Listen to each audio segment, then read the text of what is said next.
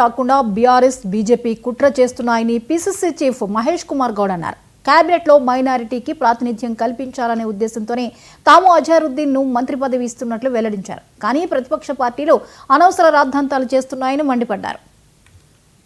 చేస్తున్న ప్రతి ప్రయత్నాన్ని మైనారిటీకి వస్తున్నటువంటి అవకాశాన్ని తల్లదన్న విధంగా ప్రయత్నం చేస్తూ ఉన్నారు.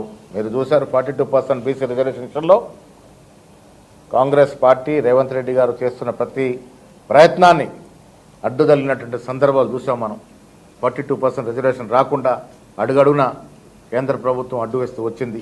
ఇవాళ మైనార్టీకి అవకాశం ఇస్తానంటే కూడా దాన్ని అడ్డుకునే ప్రయత్నం చేస్తూ ఉంది.